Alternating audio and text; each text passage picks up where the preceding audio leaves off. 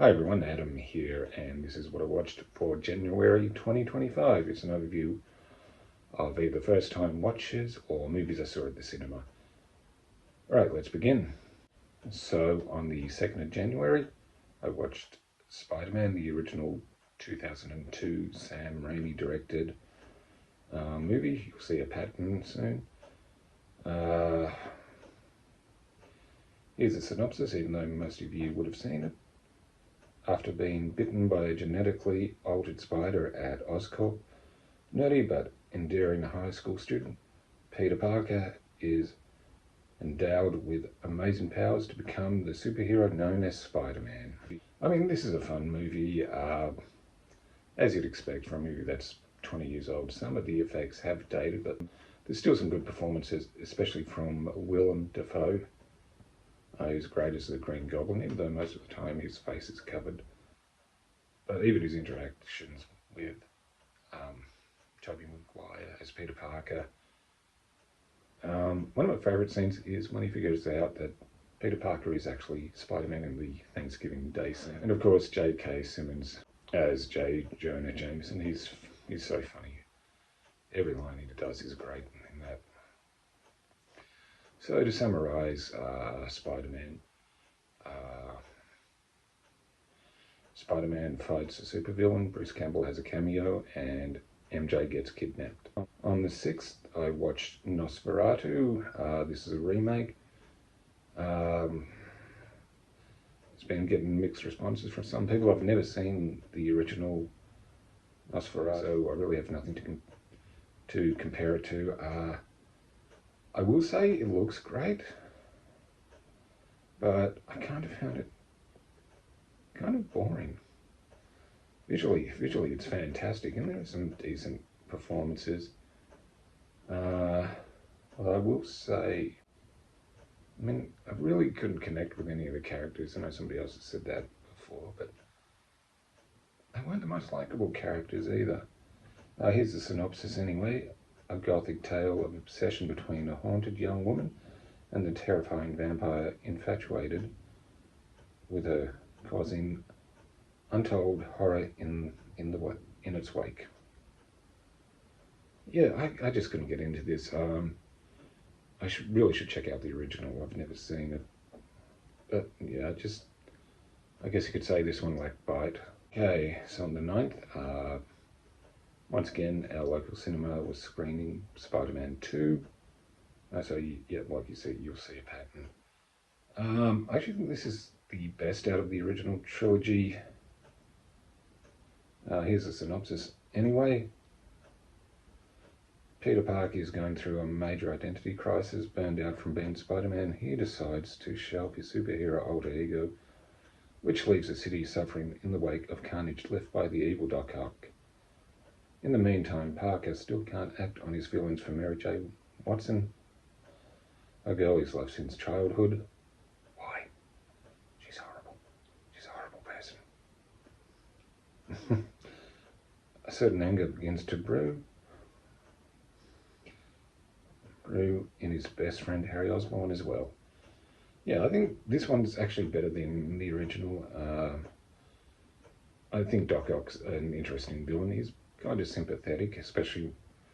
He's kind of sympathetic. Okay, he's also insane, but Alfred Molina was. I think they've had some really good villains. I think these two Spider-Man movies have really great villains in them, and some really good action. I think everything has improved from the original in this one. Yeah, so to summarize, Spider-Man 2, Spider-Man fights a supervillain, Bruce Campbell has a cameo, and Mary Jane gets kidnapped. On the 11th, I watched No Way Up. I'll give you the synopsis. Characters from different backgrounds are thrown together when their plane they're travelling on crashes into the Pacific Ocean. A nightmare fight for survival ensures with the air supply running out and dangers creeping in from all sides. Sharks, they're sharks. I'll put it down to, it's okay. There's a good concept there with the plane near the bottom of the ocean. They've got to try and find a way to get back to the top, but they've been hunted by sharks. So, yeah, I do have a quick review on it. And if you know my channel, you know I dress appropriately for it. I will say it's a good concept. It's not great, but lately I've seen worse shark movies than this. It's okay. The biggest name in it is Colm Meaney, who people would know from Star Trek and a lot of other movies. Yeah. Yeah, so just okay, if not great. So on the 16th, at the cinema, should be able to guess what it's going to be. It's Spider-Man 3. Alright, here's a synopsis. The greatest battle lies within. The seemingly invincible Spider-Man goes up against an all-new crop of villains, including the shape-shifting Sandman, while Spider-Man's superpowers are altered by an alien organism. His alter ego, Peter Parker, deals with nemesis Eddie Brock and also gets caught up in a love triangle. Yeah, so in this one, it's not the greatest. I'd say it might be the weakest, but it does give us emo Peter Parker, which is just fantastic. It's funny. And he gets the venom in him and turns him into, well, an emo who likes jazz. Yeah, I mean, the one thing I will say, there might be too many villains in this. Said, like in No Way Home, they were able to balance the villains pretty well in here. There's a lot going on, and I think the thing is, I think the Venom story is probably the least interesting. I mean, like I said, it gives us emo Peter Parker, but I think Sandman's story was probably more interesting because he's a sympathetic character. And of course we get the new Goblin. But yeah, it's not as good, but it was kind of fun to watch though. So to summarise, Spider-Man 3, Peter Parker fights supervillains, Bruce Campbell has a cameo, and Mary Jane gets kidnapped. So on the 17th, I watched Wolfman. Of course, this is Leigh Whannell's latest movie, who I think is a good director, but here's the synopsis.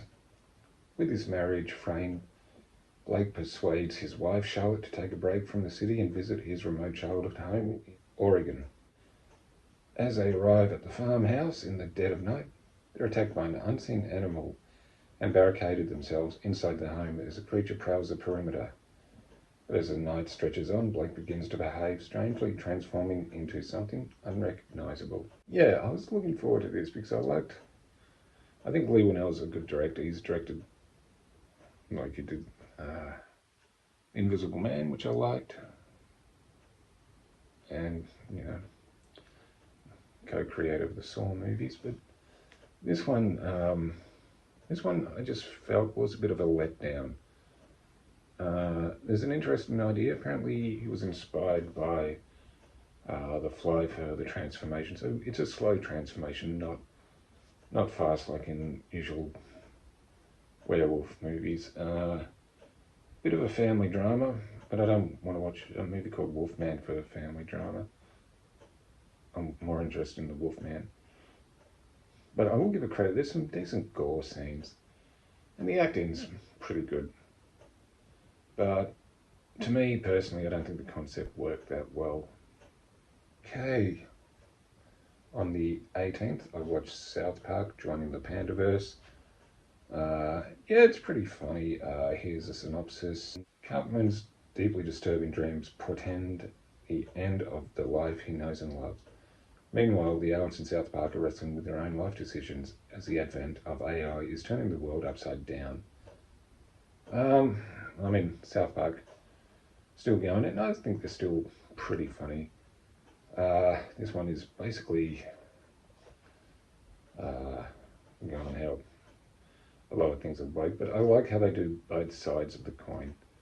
It's actually, I think South Park can actually be a very smart show. And yeah, and I thought it was pretty funny. Yeah, I mean, it is funny. It's what you'd expect from South Park. Uh, yeah, but it's pretty good. It's pretty good.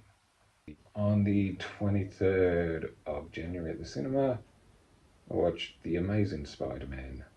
Okay, this is the reboot with Andrew Garfield. Here's a synopsis. Peter Parker is an outcast high schooler abandoned by his parents as a boy, leaving him to be raised by his Uncle Ben and Aunt May. Like most teenagers, Peter is trying to figure out who he is and how he got to be the person he is today. As Peter discovers a mysterious briefcase that belonged to his father, he begins a quest to understand his parents' disappearance, leading him directly to Oscorp and the lab of Dr. Kurt Connors, his father's former partner, as Spider-Man is set on a collision course with Connor's alter ego, the Lizard. Peter will make life-altering choices to use his powers and shape his own destiny to become a hero. Yeah, it's a different take to the Sam Raimi, Tobey Maguire. I actually think Andrew Garfield's he's a pretty good Peter Parker / Spider-Man. He's not the same as the one in the Sam Raimi films. He's still a bit of a nerd, and he's a bit more quippy than Tobey Maguire's Spider-Man, but there's some decent action. On the 25th, I watched Into the Deep. Okay, the synopsis is: divers searching for sunken treasure witness a murder of drug dealers by modern-day pirates, but a killer great white is determined not to let any of them escape its waters. It's okay, it's watchable, if not great. Pretty decent cast. Scout Taylor Compton, who most people know from the Rob Zombie Halloween movies. A bit of stunt casting with Richard Dreyfuss. There's also Stuart Townsend. They're probably the most well known. It's not terrible, but I will say Scout Taylor does give a good performance. The sharks don't look too bad either in this one. Yeah, I mean, you'll watch it and you'll forget about it. I do have a quick review, dressing appropriately as usual in a shark movie. It's okay. It's just okay. But not terrible. I didn't mind it, to be honest. Alright, moving on. On the 28th, I watched Flight Risk. Here's a synopsis. It is: a US Marshal escorts a government witness to trial after he is accused of getting involved with a mob boss, only to discover that the pilot who is transporting them is also a hitman that has been sent to assassinate the informant. After they subdue him, they're forced to fly together after discovering that there are others attempting to eliminate them. Yeah, it's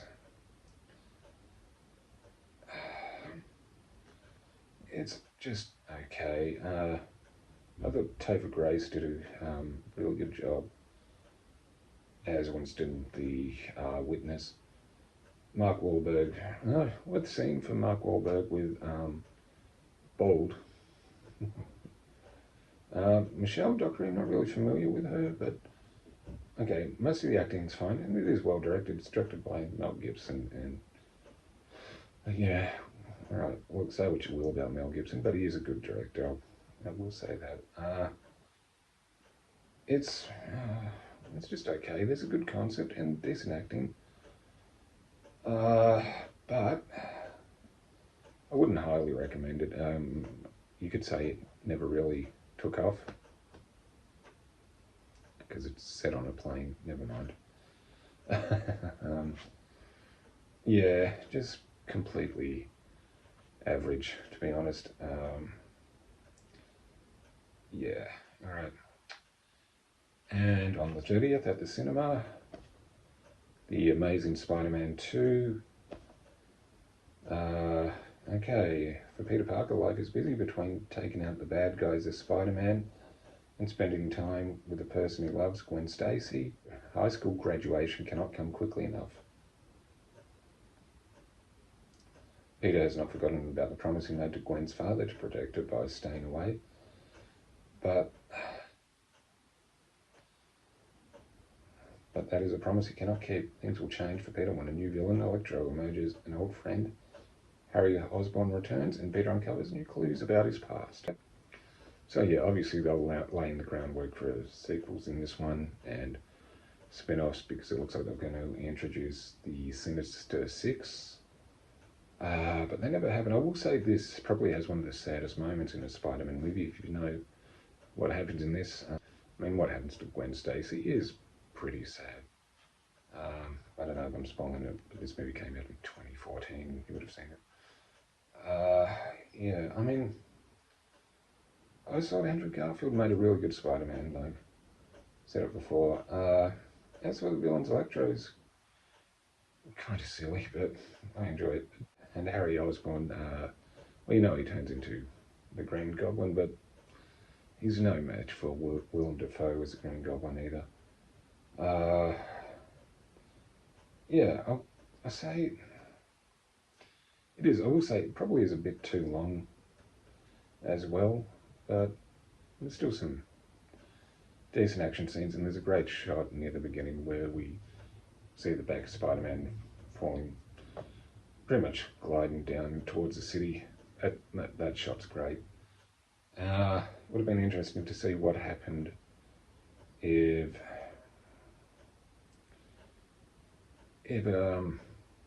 this franchise continued, but I'm not going to complain about what we got afterwards. I do like MCU Spider-Man as well. Alright, so that's going to wrap it up for what I watched for January. Let us know, have you seen any of these and what do you think? Like, comment, subscribe. I'm Adam, and I'll see you again soon.